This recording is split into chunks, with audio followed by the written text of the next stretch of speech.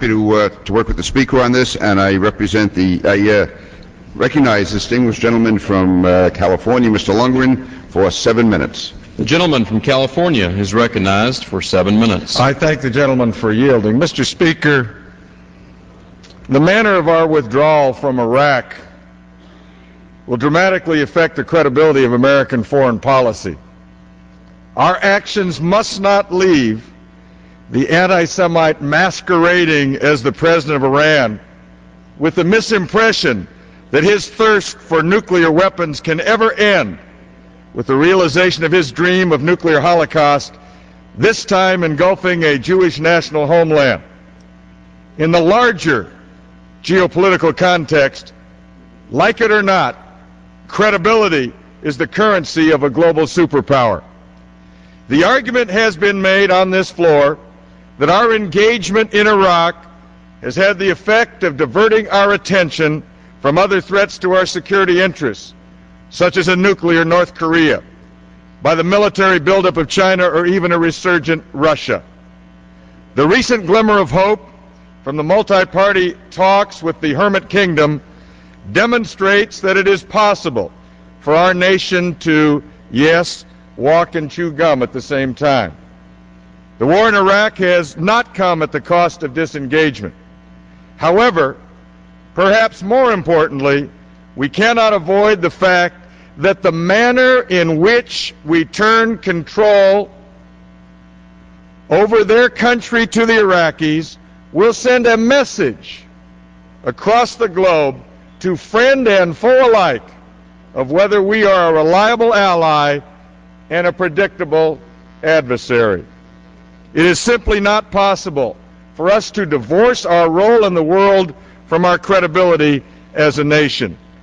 The stakes are great for Iraq, but they are just as great, if not greater, for those of us in the United States, for those of us presently in the United States, and for our children and our grandchildren.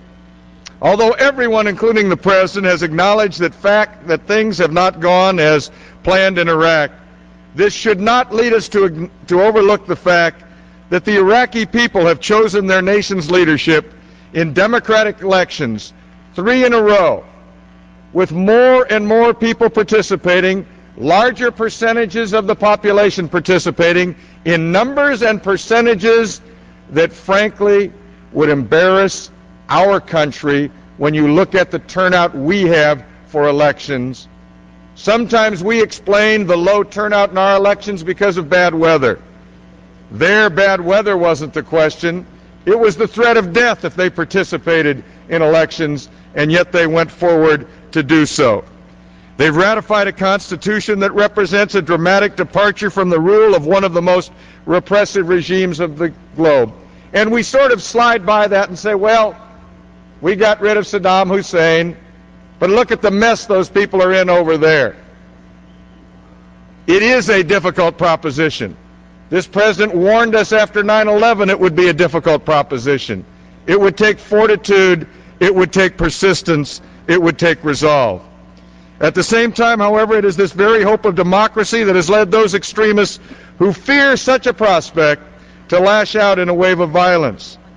In this regard, we must not fall prey to the error of failing to hold those responsible for the violence accountable for their murderous actions. The idea that we are somehow responsible for the violence in Iraq is both preposterous and the crassest form of moral ignorance.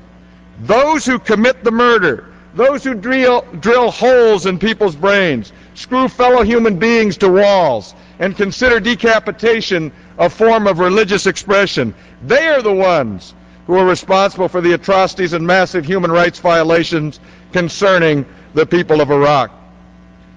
Charles Krautheimer aptly captures such moral illogic with the query of whether the police in America are somehow responsible and have on their hands the blood of the 16,000 murders they failed to prevent last year. The tragic irony of such logic is that it suggests that those who murder in order to manipulate the Western media and public opinion by the spectacle of mangled bodies and blood-stained streets should be able to realize their aim of driving us away from the scene of their crime. We must not reward these thugs by giving them what they want. We are in Iraq to protect the Iraqi people, and the blame for the violence should be placed where it belongs. As Prime Minister Blair so eloquently stated the proposition, here is where we have to change radically our mindset. At present, when we are shown pictures of carnage in Iraq, much of our own opinion sees that as a failure, as a reason for leaving. Surely, Prime Minister Blair says, it is a reason for persevering and succeeding. What is the purpose of terrorism in Iraq?